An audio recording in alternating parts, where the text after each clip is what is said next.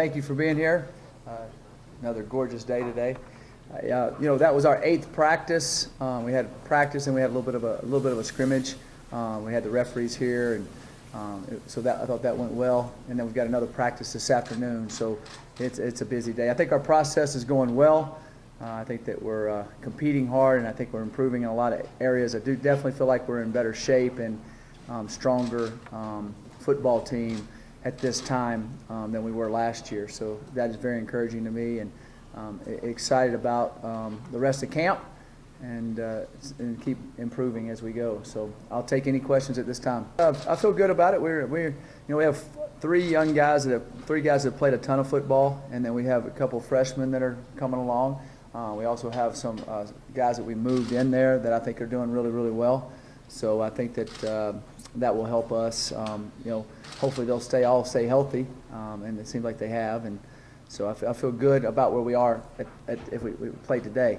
So hopefully we'll stay healthy throughout the season. Last year, the guys that were playing in there, none of them got hurt all year. So hopefully that'll be that same case. I still have the same exact expectations that I came here with. There's no doubt that I want to build this program into a successful national power again. And that's what we want to do. And I think we're making the steps in the right direction.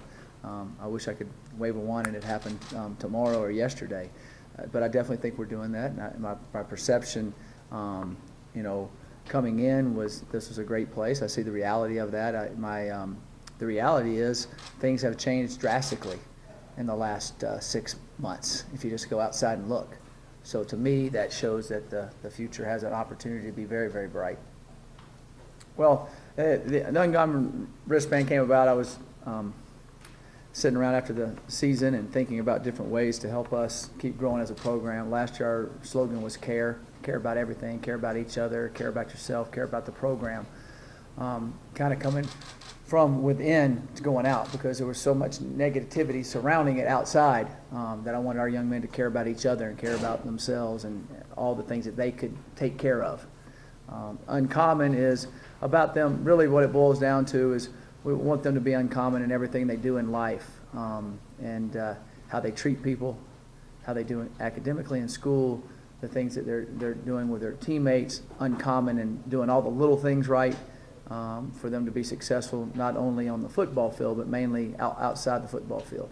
And I think when you do that and they're thinking about that 24/7, 365 days a year, I think that they develop a mental attitude to realize they could be uncommon people, and be a difference maker not only now but in the future in their society, with their families, with their future wives and their kids. So that's what it's all about, building an uncommon person. Don't just be common. Anybody can be common. And so that's the whole mantra behind it. I'll find out when we step out on the field, but I definitely see a difference. And I think if the people that have been in practice every day, I think see a difference. I had a couple of pro scouts come up to me that have been here for a while, and they said we look like a different team physically when we just walk on the field. And I think we do.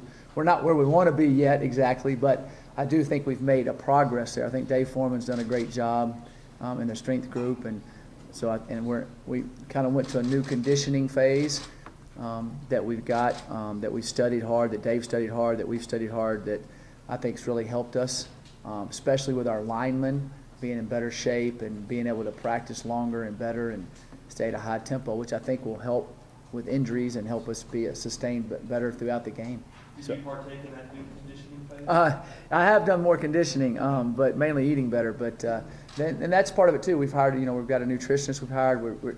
We're on the cutting edge of everything. What we do, we take blood from our kids. We take glycogen counts. We make sure we put heart monitors on them. We're doing all of these type of things. We put them in certain zones that they run in, and they get tested and get blood drawn for them to see lactate acid. I mean, it's really interesting, and so we've kind of walked out on a limb, and it's definitely paying off. And the kids are all saying it to us. They say, "Man, you're moving better. You're feeling better." Coach, is that zone 2 running? Is that this? So it's working, and they're recovering better. So I feel good about that. First of all, I'll reverse the last part. I'll answer first, because that goes before the wins. It's the process of what you see the young men doing every day. It's the process you see your staff doing. That you see them in the weight room, you see them on the field, you see the way they practice, you see them in the meetings, you see they're focused. class, all those type of things, the whole body, how they care about each other, how they help each other, how they got each other's back. So it's kind of a percentage all across the way. And then when you do all that, things start finding on the field, start producing more wins. We all know we have to produce more wins, and definitely that will come. But I believe if you put the wins first and put all that on them, it's just about wins, then I really don't think it ends up happening like you want it to. And especially when you're rebuilding a program, it starts from the ground roots up. And I think that we've set a good foundation, and we're trying to build on that foundation. And where that takes us this year, I hope it takes us to a lot more wins. Not really since attending the Manning Academy. I know he enjoyed it, I was glad that Archie and Peyton and Eli and all of them, Cooper wanted them down there. That was exciting for him. I think he enjoyed it. I think he, being around other college quarterbacks was really, I think, good for him, and competing against them and working with them and hanging out with them. But I've just seen a difference, his work ethic and how he works, and he's got a lot more zip on the football consistently, and is more accurate consistently. And there's a lot of qualities in that. He's worked hard at it. He's stronger. He's better in the core than he was. His accuracy is improved. But he also understands the offense a little bit better, knows when to get rid of the ball a little bit better. He has a little bit more command of it. When he went in there as a freshman last year, he was just trying to make sure he got the snap count right, and found a guy. It was hard for him to see the whole picture. I think it's kind of like you have a tight lens. When you're young, you have a tight lens, and then it kind of opens and it opens and opens. And I see his lens opening, which helps him be a better player.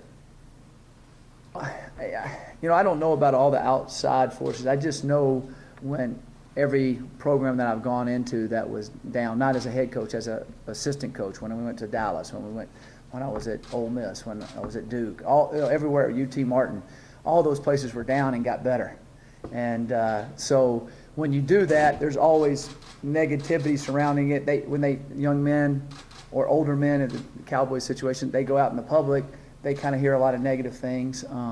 So there's doubt that creeps in your mind as a player.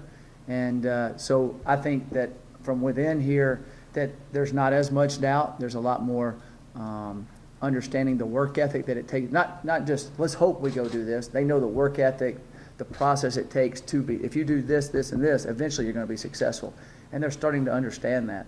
And so I see that changing, and I see a little bit more intensity on a daily basis, which shows me they're more focused on it, about being successful, that it's not all right to, we talk about it, they make a mistake, we talk about it's not all right. We tell them they're going to make mistakes, but what you need to do is fix the mistake the next time. Fix the mistake the next. Just like me, I make mistakes. I got to fix it the next time. It's not all right to do it again. So they're starting to get that mantra, and I hear them saying that to each other. Hey, we fixed that. We got to fix it. We got to fix it. And that's just a work ethic and a process and an attitude. Oh, he's a Tasmanian devil. You remember the old cartoon? That's what he is. He has that never say die attitude. He'll do anything. Phenomenal attitude all the time. Unbelievable effort. Extreme toughness, quickness. Contagious, bubbly attitude. He's just one of those guys. And all the guys love him. All the guys understand him. And if he carries the ball 3 times in a game, or he carries it 20 times, he'll still make a difference. He'll special team, and he'll be the one on the sidelines. He'll be ready to go. He'll be in the special teams plays. He'll be at whatever we ask him to do. He does with all he has. And I think he's going to be a very, very good player. He's just a freshman. He's come off a knee injury, but I'm excited about Lindsey's future. There's no doubt. He brings that contagious fighter's attitude every day. Mike? Well, I think it enables us to have opportunities to have more big plays out of different people. You don't have to always set it up for P. Rich to have the big play. Nelson Spruce last year I thought made a lot of big plays also. But we have ability to hopefully break a tackle and make something happen. And we have that with our running backs also. We have some speed back there, some athleticism. And so you can play more guys, which hopefully keeps them fresher. And that way we can, have plays pop. You throw a little quick out and it makes a guy miss and goes for 6. You throw a little screen, those type of things. And we'll still have the ability to definitely to go deep, which we will. So I think we have overall, we're getting better there. Now, a lot of them are really young, so, That's sometimes that's frustrating, but they'll get it done. So I'm excited about the overall talent in that area and just keep pushing them. You like to, when the guys get hot, you like to get them the ball and do that type of thing. The problem with the running back position, they get, and it's a stupid point, but they get hit a lot.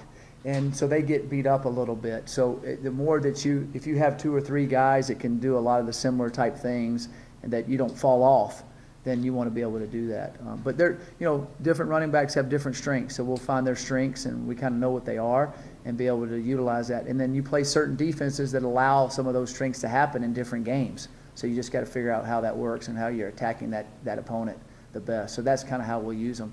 And then, unfortunately, every once in a while there'll be a guy that'll be beat up that can't go that week, so the next guy step up, which I feel like we've got, 4 guys that definitely step up right now and be able to carry the load and make some plays.